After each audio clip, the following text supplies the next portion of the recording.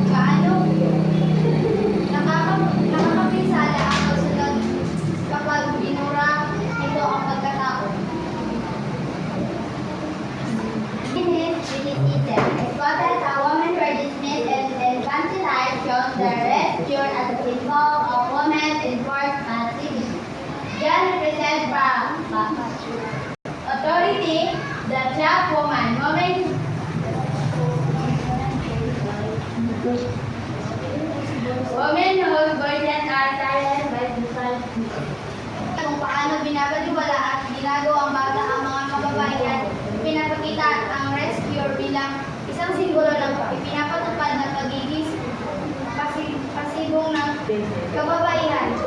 Kinakatawan ni John A. na otoridad ang kahulugan ng babae. Mga babae ang mga boses ay pinapatahimik ng lipunan. Now, criticism really during the late 80s when women lacked rights based on human real experience to rescue mental health trends were extremely restrictive. Marriage often placed women under the legal control of their husbands. Isinulat noong bahagi ng ika-18 na siglo nang ang mga kababaihan ay walang mga karapatan bakit tunay na karanasan ni Gilma sa rescue ang mga paggamot sa kalusugan ng isip ay lubhang mahigpit. Kadalasan nilalagay na kasal ang mga kababaihan sa ilalim ng legal na kontrol ng kanilang mga asawa. Response to criticism. Frustration with oppression. Readers may feel frustration or anger over restrictions placed on the nation. Sometimes business costs and compliance with nursery deceit does not believe I see. Reflection on gender and mental health. Readers may reflect on societal treatments of women, particularly regarding mental health. The story highlights how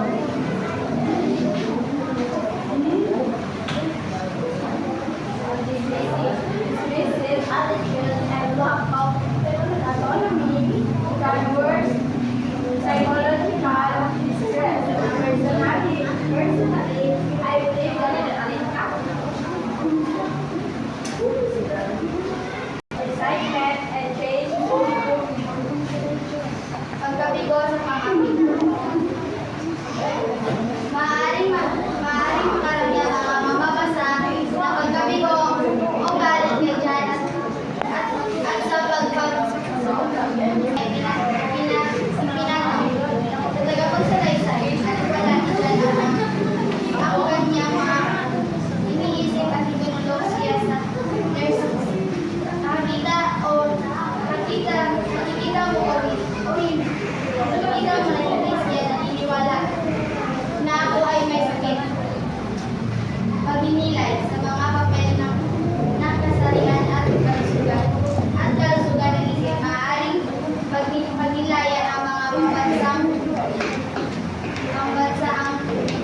ang paggrado ng lipunan sa kababaihan, particularly tungkol sa kalusugan ng isip, itinatampok ng kwento kung paano mapapala ng mga mapagmamak at sa lubin at kawalan at automatikal at sosyal na pagkabalisa sa personal na naniniwala ang mga magili